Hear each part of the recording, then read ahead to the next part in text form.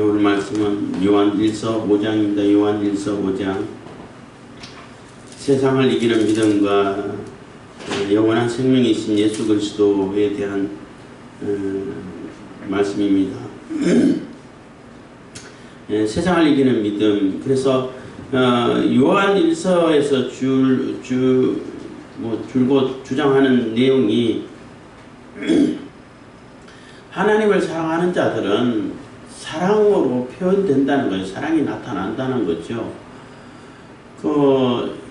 특히 영지주의 이단에 대해서 경계를 하면서 영적인 지식만 있으면은 내가 영지를 얻었고 영적인 지식만 있으면은 내가 육신으로 사는 것은 아무런 상관이 없어.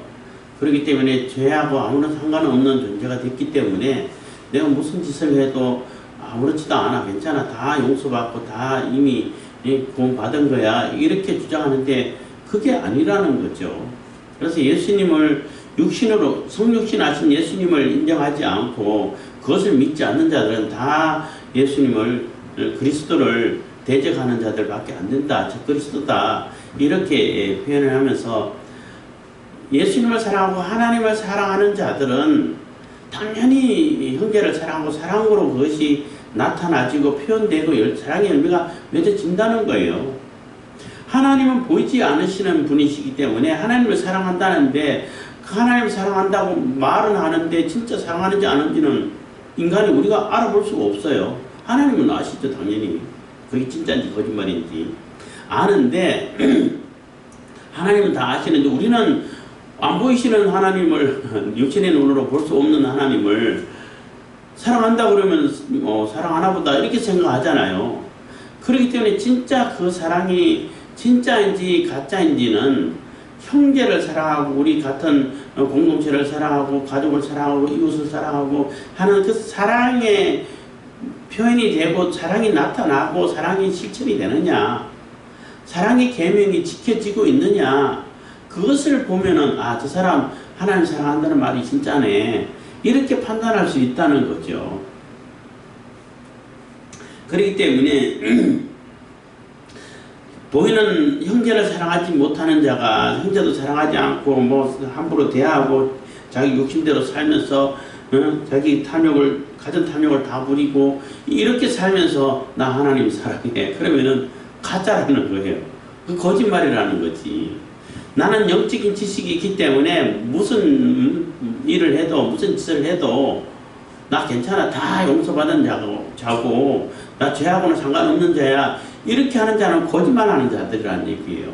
하나님을 사랑한다고 하면은 구원받은 백성이라면은 그런 게 나타날 수가 없다는 거예요. 그런 행동을 할 수가 없다는 거죠. 물론 죄에 물도 몸이기 때문에 뒤에도 납니다만은 실수하게 되고 넘어지게 되고 하기 때문에 거기에 대해서는 내가 그때그때 회개해서 돌이켜서 점점점 죄에서 멀어지는 그런 현상을 보인다는 거죠. 그걸 보고 성화라고 그러죠. 처음에 거듭나가지고 예수님 믿고 하지만은 아예 내 몸 자체가 죄의 습성이 남아있기 때문에 또 죄에 빠지는 경우가 있다고. 조금 더 거듭나기 전보다는 많이 달라졌겠죠. 달라졌지만 그래도 습성이 남아있기 때문에 이 죄에 빠지고 죄에 넘어질 수 있다는 거예요. 그러면 그때 회개하고 돌이켜서 그 죄에서 멀어지려고 하고 죄에 빠져도 내가 적극적으로 그냥 아주 내가 그 죄에 그냥 물들어서 그러니까 죄가 좋아가지고 짓는 것이 아니라 죄에서 멀어지고 죄를 짓지 않으려고 했는데 내가 아직 습성이 남아있다 보니까 나도 모르는 사이에 넘어진 거지 내가 적극적으로 진 건 아니잖아요. 그렇기 때문에 그때 손발을 씻어야 하는 것처럼 이렇게 목욕한 자는 손발만 씻으면 된다, 발만 씻으면 된다 이렇게 예수님이 하신 얘기처럼 그때 회개해서 돌이키면은 그게 용서받을 수 있다는 거예요. 그러면서도 그 죄에서 점점 멀어져 가지고 습관조차도 이제는 거룩한 모습으로 바뀌어가는 거죠. 그게 바로 성화라고 말하는데 그런 가운데 사랑이 자꾸 나타나고 표출된다는 거예요. 그 사랑의 열매가 자꾸 맺혀진다는 거지. 그러면 이 사람은 진짜구나 말할 수 있다는 겁니다. 근데 그런 모습이 보이지 않으면은 그건 인정할 수가 없다는 거죠. 그래서 5장은 그 예수님께서 사탄을 이기셨고 그 사탄을 결박해서 이렇게 음부에 가뒀다라고 말할 수 있는데, 물론 그렇다 해도 사탄의 역사가 없다는 건 아니에요. 간접적으로 다 이렇게 유혹을 하죠. 우리를 미혹하고 이기고 속이고, 또 자기들의 졸개를 보내고 또 대리자를 보내고 이렇게 하죠. 그래서 귀신들도 우리 사람들을 직접 해치지는 못해요. 그 매개체 중간에 누구를 세우죠. 사람들 자꾸 속여가지고 그 사람으로 인해 가지고 사람을 해치도록 이런 방법을 쓰죠. 그리고 우울증을 앓는 사람들 보면은 이렇게 자꾸 뭔가를 이렇게 자꾸 뛰어내려라 그러고 들어가라 그러고 자꾸 시킨다는 거예요. 근데 그걸 따르면은 그게 거기에 당하고 죽게 되고 아니면 사람을 해치게 되고 이렇게 되는 거죠. 그렇기 때문에 결국 그 책임 누구냐 하면은 최종적으로 실행한 그 사람이 책임지게 되잖아. 그 귀신들은 책임 안 지려고 해.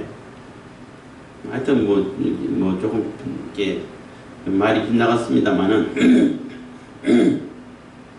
5장은 그래서 세상을 이기는 믿음은 예수님께서 세상을 이기셨기 때문에 우리들도 예수님을 믿고 예수님 안에 사는 예수님의 생명을 얻어서 사는 사람들도 세상을 이길 수 있다는 거예요.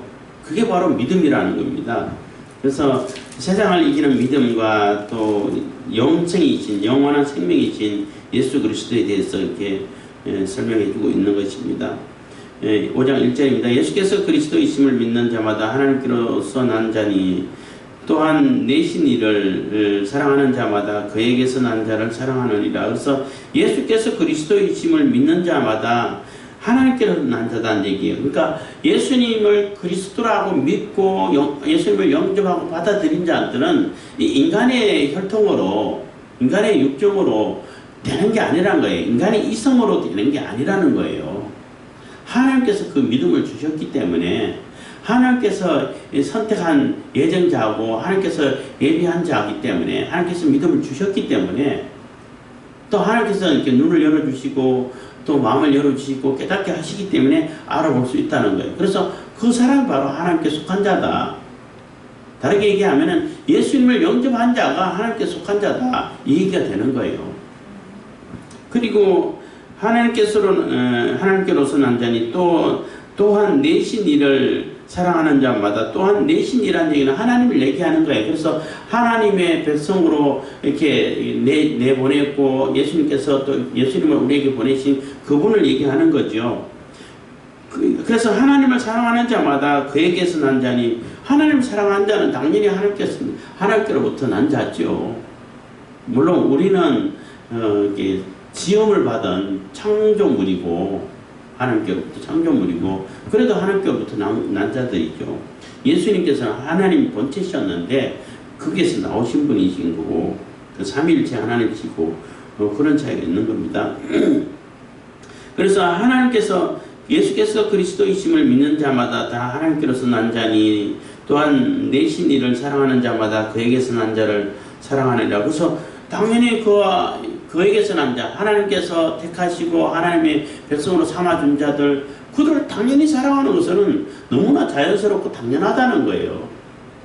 그럼 다르게 앞에서 얘기한 것처럼 얘기하면은 형제 사랑하는 거, 형제라는 얘기는 이제 같은 그리스도의 공동체를 얘기하는 거예요. 공동체 안에서 같은 성도라고 말할 수 있어요. 성도라고 말할 수 있는데 그들을 사랑하는 것은 너무나 당연하다는 거지. 하나님을 사랑한다고 했는데 하나님께서 내신 일을 하나님께서 선택해가지고 하나님 백성 삼아준 자들을 사랑 안 하면은 거짓말이라는 거죠. 당연하다는 겁니다. 2절 우리가 하나님을 사랑하고 그의 계명을 지킬 때에 이로써 우리가 하나님의 자녀 사랑하는 줄을 아느니라. 그래서 사랑의 계명, 하나님께 주신 계명은 곧 사랑의 계명인 거예요.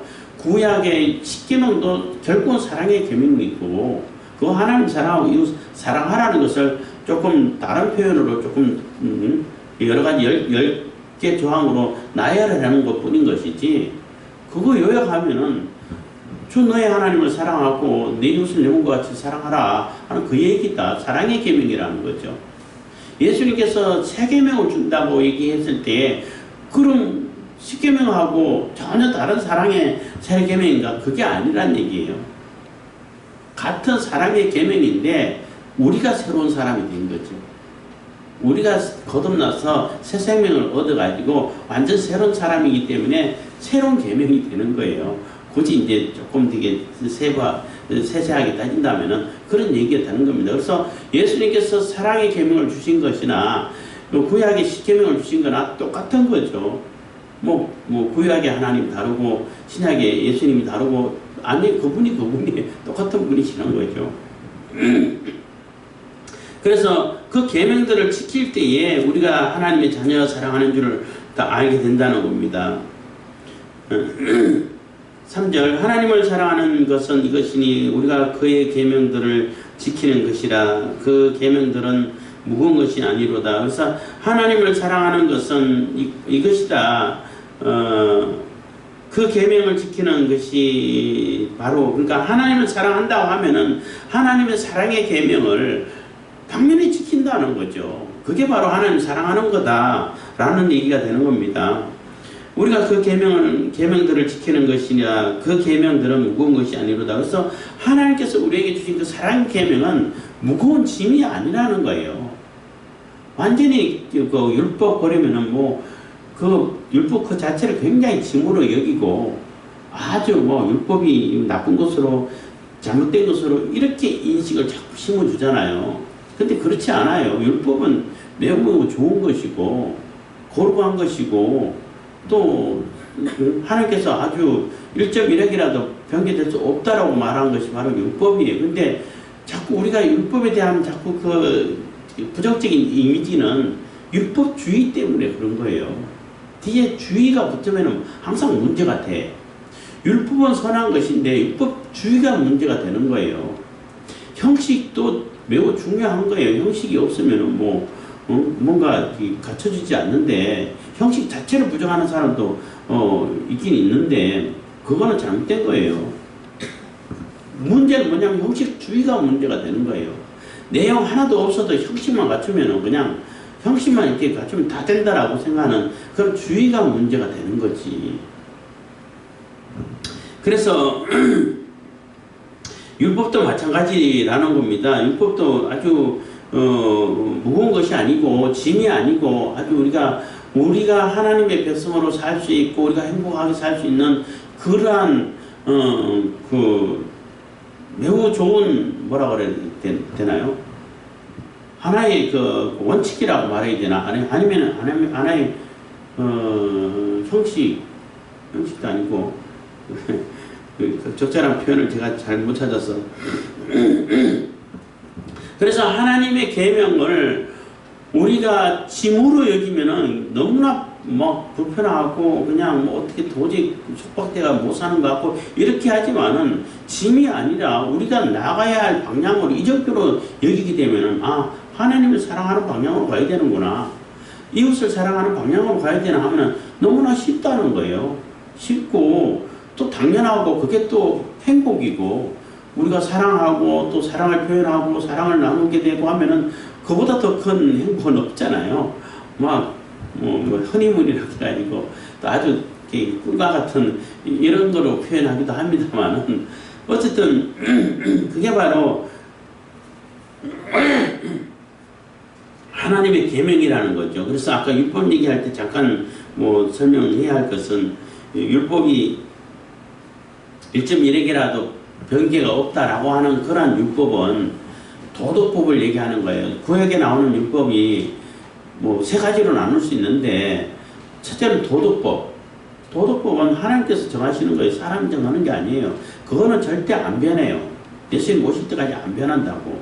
1.1핵이라도 변개가 되지 않아요. 그리고 재판법이 있고 의식법이 있어요. 제사법.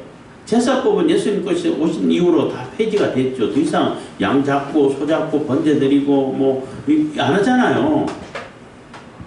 안 하기 때문에 왜 뭐라 동성연애 얘기하면서 어떤 강의를 하던데 동성연애자는 그럼 다 죽여야 됩니까? 성경은 죽이라고 그랬거든. 돌로 쳐 죽이라고 그랬어요. 다 죽여야 됩니까? 그럼 그분이 질문하기를 그럼 그분 뭐 전사님이라 하는데 전사님 교회는 아직도 지금 뭐 소 잡고 양 잡고 그러시죠? 그래서 번제 이렇게 드리고 그렇게 합니까?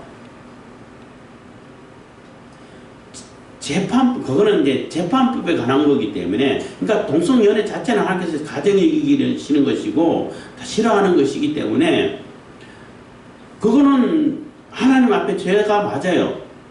죄가 맞는데, 그것을 처벌하는 데 대해서는 그 상황이 바뀌고, 사회가 바뀌고, 나라가 바뀌었기 때문에, 그 나라에 맞는 법을 근거로 처벌하면 되는 거예요. 그게 이제 재판법이라고 말할 수 있는 거죠.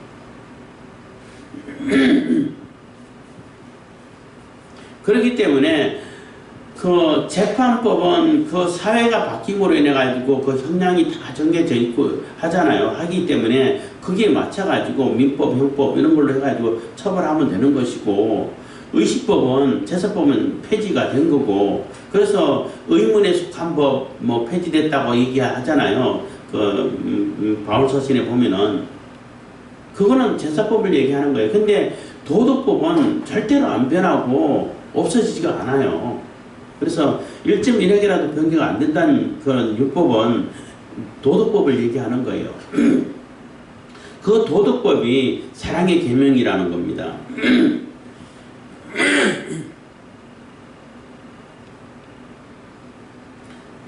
동성연애를 보니까 하나님 예수님은 사랑이신데 다 받아들이는 게 사랑 아닙니까? 이렇게 주장한다고 그래요.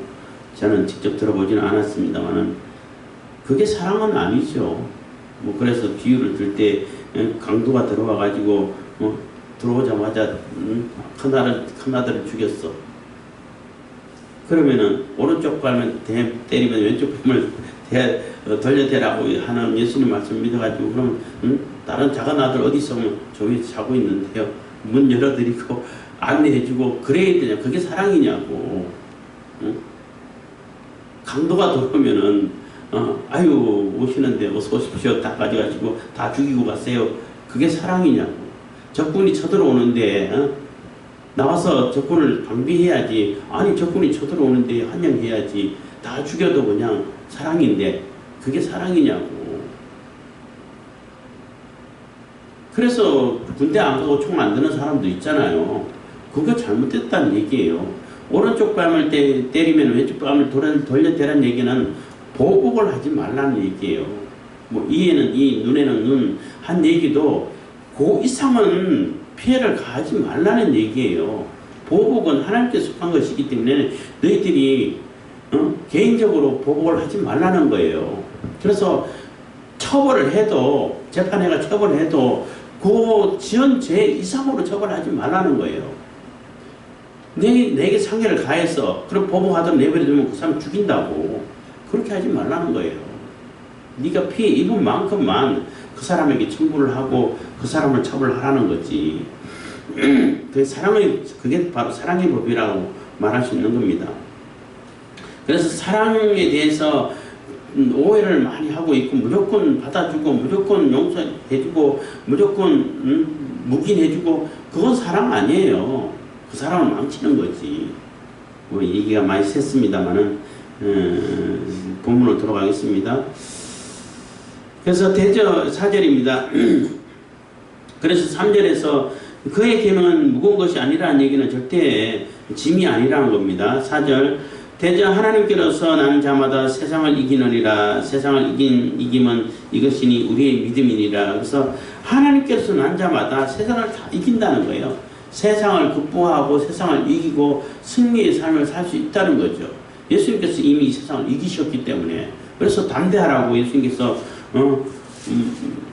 우리에게 당부를 하셨잖아요. 환난을 당하나 담대하라. 내가 세상을 이겼느니라. 내가 이겼기 때문에 너희들도 이길 수 있어. 우리가 예수님을 예수님의 이름의 능력을 힘입어서 살기 때문에 당연히 이길 수 있다는 거예요. 그래서 그 이길 수 있는 것이 뭐냐면은 바로 믿음이라는 거예요. 하나님에 대한 믿음, 예수 그리스도를 예수님에 대한 믿음, 예수님이 우리 죄를 다 사해 주셔가지고 우리가 하나님의 자녀가 됐다는 그 믿음, 그 믿음이 세상을 이긴다는 거예요.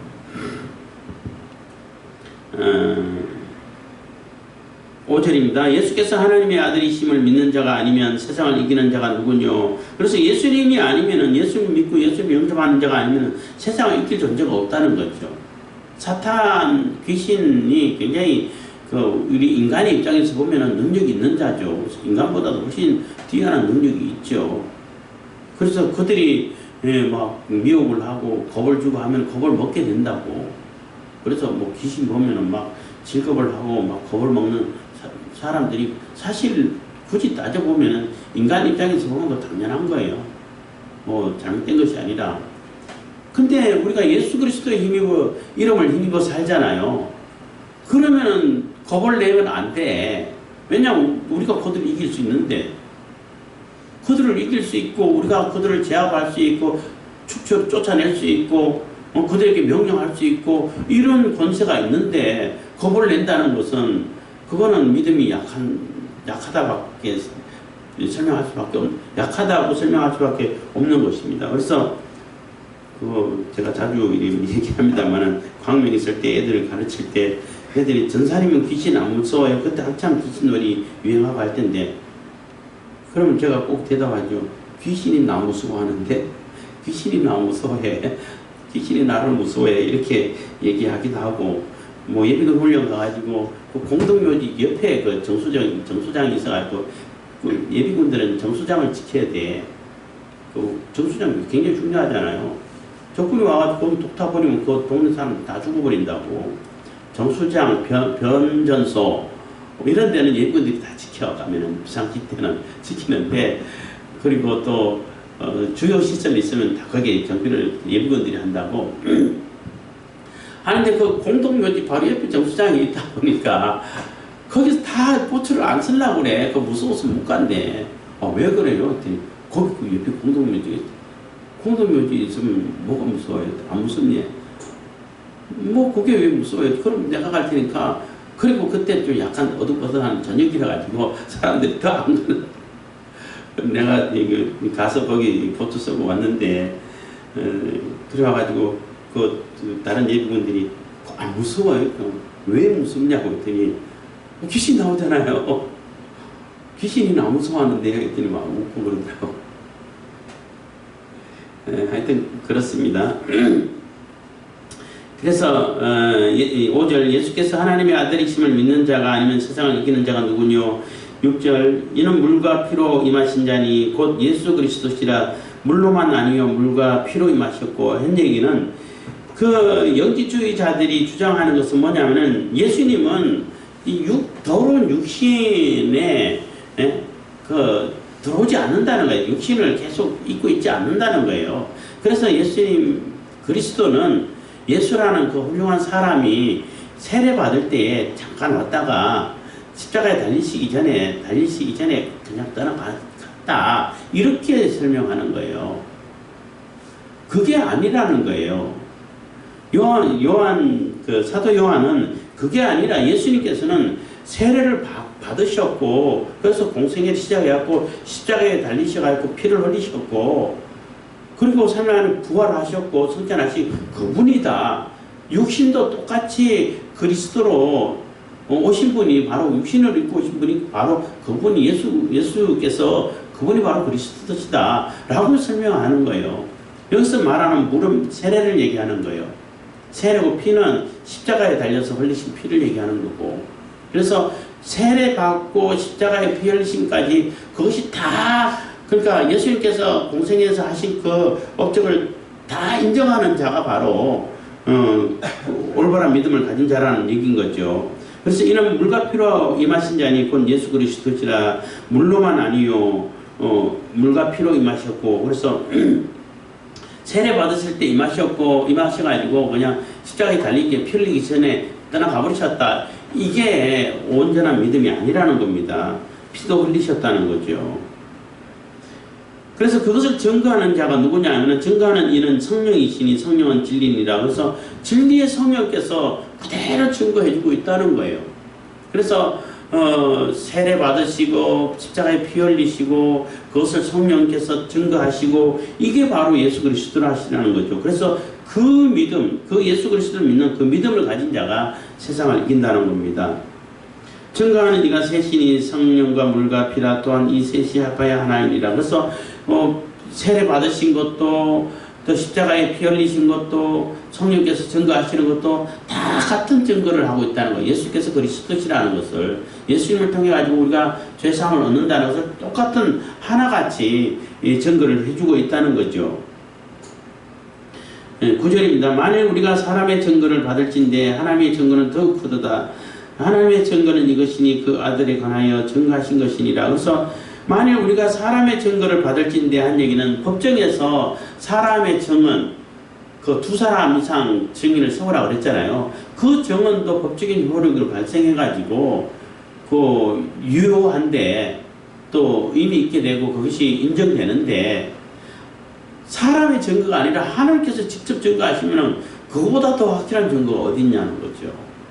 그래서 하나님께서 예수님이 이는 내 사랑하는 아들이라고 한 것이 여러 번 있잖아요. 세례 받으실 때도 그랬고 또 그 변형된 그러니까 산상에 올라가 베드로와 요한과 야고 데려가 가지고 예수께서 변형이 되고 변화됐을 때 그때 또 하나님의 성부 하나님의 음성이 들리고 또 성령을 보내시고 직접 증거하시고 여러 번 하나님께서는 이게 내 아들이고 그리스도가 맞다라고 여러 번 증거를 해주셨잖아요.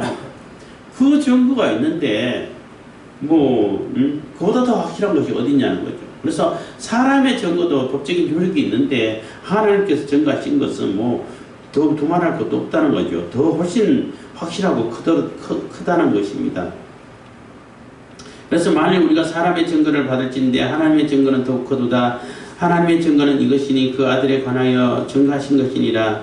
10절 하나님의 아들을 믿는 자는 자기 안에 증거가 있고 하나님을 믿지 아니하는 자는 하나님을 거짓말하는 자로 만드나니 이는 하나님께서 그 아들에 관하여 증거하신 증거를 믿지 아니하였음이니라. 그래서 하나님의 아들을 믿는 자는 자기 안에 증거가 있고 그래서 믿는 자는 성령께서 내주하셔가지고 하나님 예수께서 그리스도이시라는 것을 늘 증거하고 예수 그리스도 이름을 능력을 나타내고 세상을 이겨가고 이런 삶을 사는데 그 예수님을 영접하지 않는 자들 않고 예수님을 부정하는 자들 이런 자들은 결국은 하나님을 거짓말하는 자로 만든다는 거죠.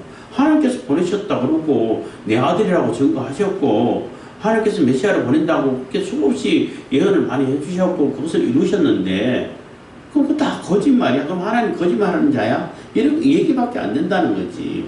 그래서 그 이단자들이 여기서 영지주의가 핵심인데 어떤 이단자들이 예수님을 부정하게 되는 것은 결국은 하나님을 거짓말하는 자로 만드는 것밖에 안 된다는 거죠.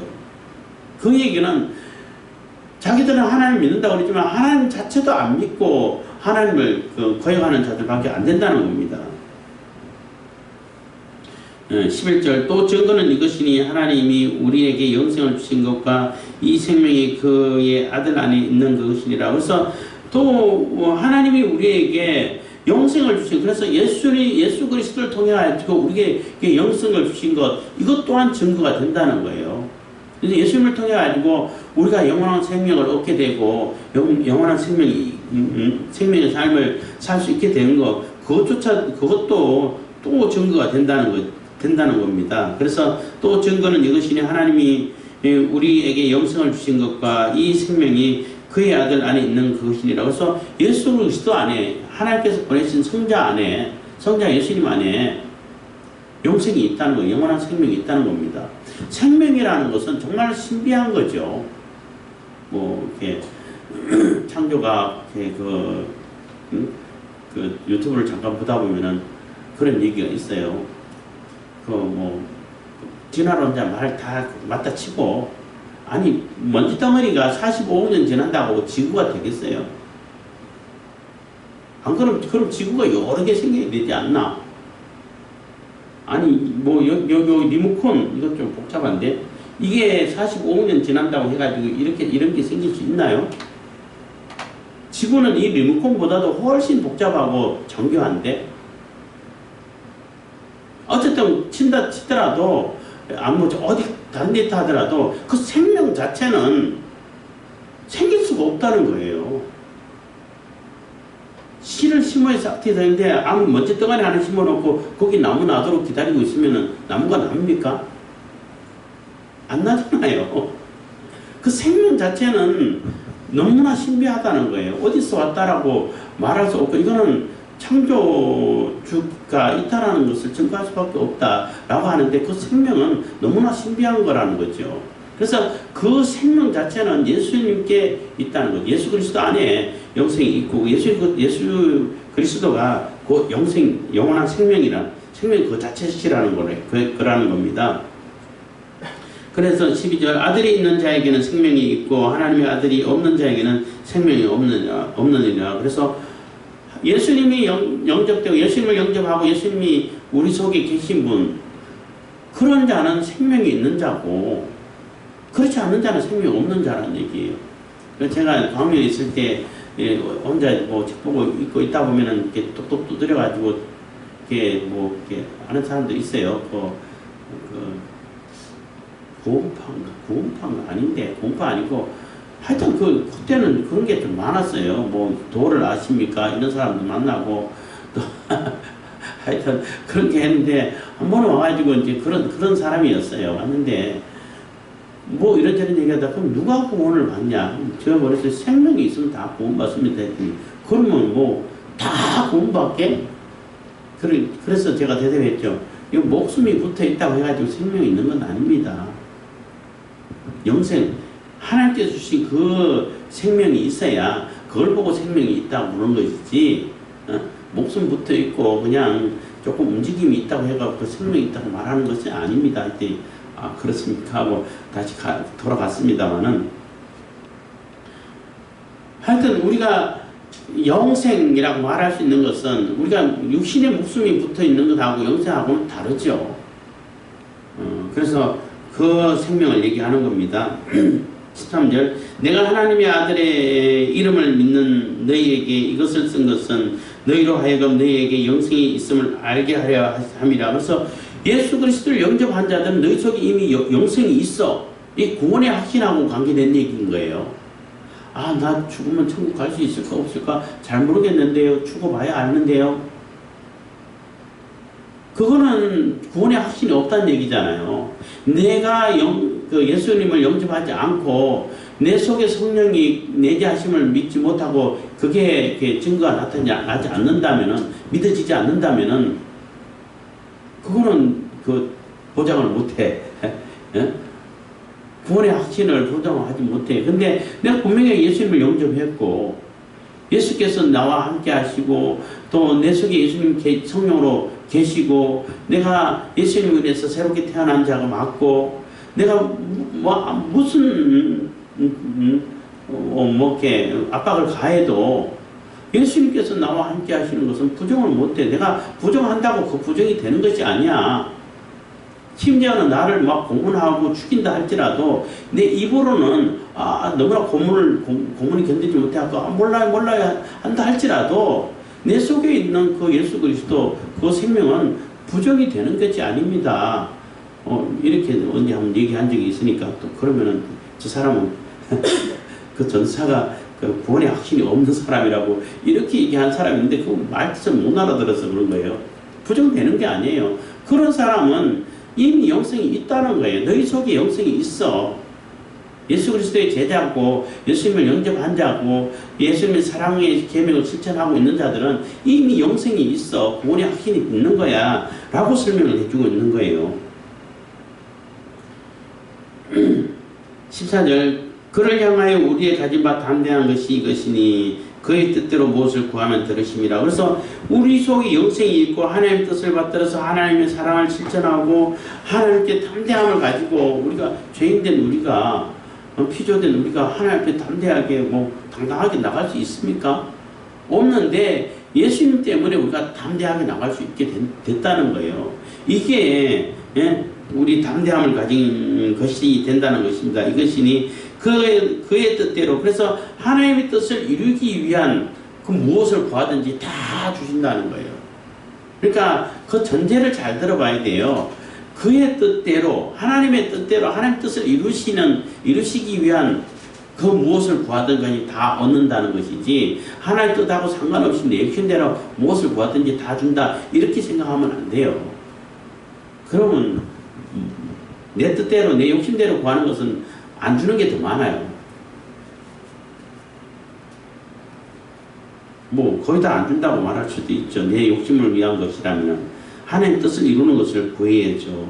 그래서 근데 그것조차도 우리가 예수님을 통해 하고 담대함을 얻었기 때문에 당당함을 얻었기 때문에 하나님 앞에 나갈 수 있기 때문에 하나님께 이렇게 청구를 할 수 있는 거예요. 요구라 해야 조금 심한 말인데 구할 수 있게 되는 거예요. 14절 그를 향하여 우리의 가진 바 담대한 것이 이것이니 그의 뜻대로 무엇을 구하면 들으심이라. 15절 우리가 무엇이든지 구하는 바를 들으시는 줄을 안지어 하나님께서 우리의 기도를 들으신 줄을 안다는 거죠. 우리가 그에게 구한 그것을 얻은 줄을 또한 아느니라. 그래서 하나님 뜻으로 무엇이든지 우리가 하나님 뜻대로 구하고 기도하면 하나님께서 들으신다는 거 안다는 거예요. 그래서 뭐 여러 번 얘기했습니다만은 우리의 기도를 들으시는 하나님이시기 때문에 우리에게 그 의미가 있고 굉장히 큰 은혜가 되고 우리에게 절대적인 보호자가 되시고 하는 것이죠. 우리의 기도를 안 들으시는 하나님이시라면은 그 얼마나 우리하고 상관없는 분밖에 안 되잖아요. 아무리 전능하신 분이라 할지라도 그 전능하신 분이 우리 기도를 들으신다는 거예요. 얼마나 감사해요. 그것을 알 뿐이니까 그러니까 우리의 기도를 들으시는 줄 알기 때문에 우리가 구한 것도 이미 주셨다는 거, 주시고 주셨다는 것을 그것조차도 안다. 그것 또한 안다는 거예요. 그래서 그에게 구한 그것을 얻은 줄을 또한 아느니라. 이미 얻었다는 거죠. 그러니까 그 믿음이 없으니까 이미 하나님께 주셨는데 그 믿음을 가지고 실천만 하고 움직이기만 하면 되는데 그 믿음이 없어서 움직이지 않으니까 못 받은 것처럼 되는 거예요. 이미 받았는데. 그게 믿음하고 관계된 겁니다.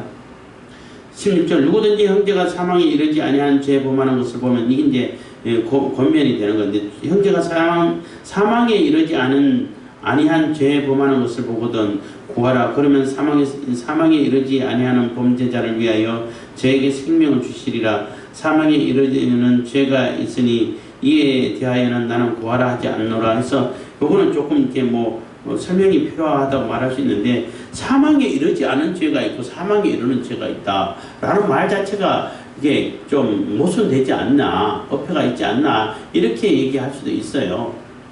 여기서는 모든 죄는 다 사망에 이르죠. 근데 용서받을 수 있는 죄가 있는가 하면은 용서받을 수 없는 죄가 있다는 거예요. 여기서 얘기하면 다른 말을 표현한다면은 그래서 사망에 이르지 않는 죄는 용서받을 수 있는 죄가 있다는 거예요. 회개하고 하나님께 돌이키고 용서를 빌면 용서가 되는 죄가 있는가 하면은 용서가 절대 안 되는 죄가 있어. 그게 무슨 죄냐면은 하나님 자체를 인정하지 않으면 그 용서가 안 돼요. 예수님 자체를 영접하지 않으면 용서가 안 된다고. 옛날에 한명회라는 그런 드라마를 옛날에 차국 드라마를 좀 자주 봤는데 할 때 그 세조가 단종을 쫓아내고 이제 왕이 됐잖아요. 그래서 사육신, 생육신 이런 표현을 씁니다만은 사육신들 그 단종을 다시 복위시키려고 역적을 하다가 이제 더통 나가지고 이제 죽게 됐는데 그때 보면은 그 세조 왕이 드라마상에서 나옵니다. 실질적으로 역사도 그랬을 수도 있겠습니다만은 얘기를 해. 다 용서할 테니까 한 번만 나를 영웅으로 인정하라는 거예요. 왕으로 불러달라는 거예요. 한 번만. 그 다음부터 안 해도 돼. 딱 한 번만. 한 번만 왕으로 인정하고 왕으로 불러주면은 다 용서해 주겠다는 거예요. 역적질 한 것도 다 용서하고 지금까지 다 용서하겠다는 거예요. 더 이상 죄를 안 묻겠다고. 그런데 고집이 있잖아. 절대 용서를 안 해. 그래갖고 뭐 그 상소문 쓸 때 신이라고 친하라고 쓰지 않았는데 나 그걸 쓴 적이 없다. 그러니까 진짜 비슷한 거자가 있어요. 그걸로 써서 보시라고 했더니 다 그 글자로 돼 있어. 그래서 막 너무나 화가 나가지고 다 막 능지처참이라고 그러죠. 다 몸을 찢어 죽이는 그런 행동을 다 했는데, 그것도 그거에 그 세조가 한 번만 인정하라, 나를 왕으로 인정해라, 그러면 다 용서해 주겠다 하는 그건데, 왕으로 인정하지 않는 죄가 가장 큰 죄예요. 왕 앞에서는 뭐 어떤 죄보다 큰 죄예요. 하나님도 마찬가지예요. 하나님 자체를 인정 안 하는데 그 용서가 되겠어요? 용서 안 돼요. 예수님을 영접 자체를 안 하는데, 영접을 하지 않는다는 얘기는 하나님을 거부하고 하나님이 주신 그 제사함의 길을 거부하는 것이고, 하나님 자체를 인정하지 않는다는 얘기인데, 거부한다는 얘기인데, 그거 용서 되겠냐고. 그거 용서 안 되는 거예요. 그런 자에게 하나님 그거 용서해 주세요, 저 사람 하나님 인정 안 해도 용서해 주시고 하나님 백성을 삼아주세요, 이렇게 어떻게 구할 수 있냐는 거예요. 그래서 그거 구하라고 얘기하지 않겠다는 거예요. 물론 그런 자들 위해서 하나님을 제발 인정할 수 있도록 은혜를 베풀어 주시고 깨우침을 주세요, 이런 기도는 할 수 있죠. 우리 뭐 이웃이라든지 친구라든지 그런 기도를 할 수 있는데, 하나님 인정 안 해도 그거는 문제 삼지 마시고 그래도 그냥 용서해 주세요, 이런 기도는 할 수 없는 거죠. 해서도 안 되는 거고 해봐야 소용없는 거고. 그게 사망에 이르는 죄와 사망이 이르지 않는 죄의 차이라는 거예요. 그래서 그 형제, 아까 처음에 얘기했던 것처럼 누구든지 형제가 사망에 이르지 아니하는 죄 범하는 것을 보거든 한 얘기는, 이미 구원받고 하나님을 영접하고 한 공동체에서 사는데 죄의 습성이 남아있다 보니까 약간 실수한단 말이에요. 그러면 고면하라는 거예요. 너무 그 죄야, 하나님께 빨리 회개하고 돌이키고 그 죄에서 벗어나, 이렇게 고면하라는 거예요. 그러면은 그 회개하고 돌이키면은 하나님께서 용서해 주셔서 죄사함을 받을 수 있다는 거죠. 그래서 끝에 사망에 이런 죄가 있는데 있으니 이에 대해서는 나는 구하라 하지 않노라 하는 얘기는 아까 설명한 거나 같은 겁니다. 17절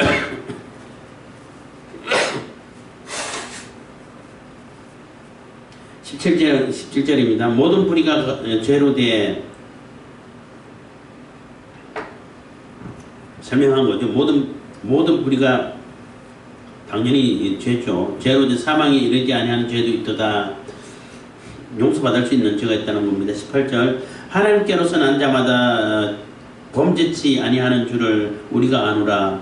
하나님께로서 나신 자가 저를 지키심에 악한 자가 저를 만지지도 못하느니라 해서, 하나님께로서 난 자마다 범죄치 아니한다는 얘기는 사망에 이르는 죄를 범치 않는다는 얘기예요. 예수님을 부정하고 하나님을 부정하는 그런 죄는 범하지 않는다는 거예요.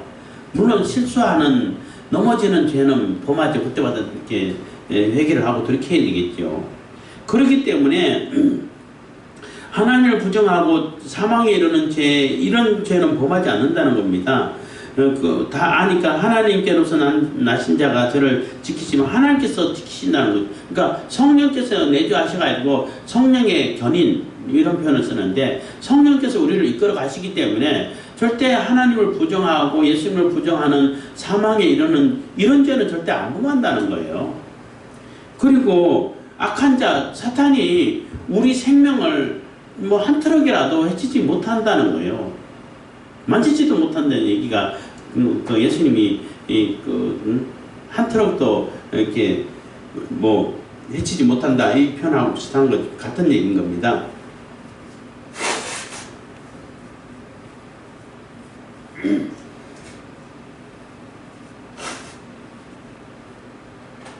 그렇기 때문에 성령께서 내주하시고 지키시기 때문에 우리가 귀신을 무서워할 필요가 없어요.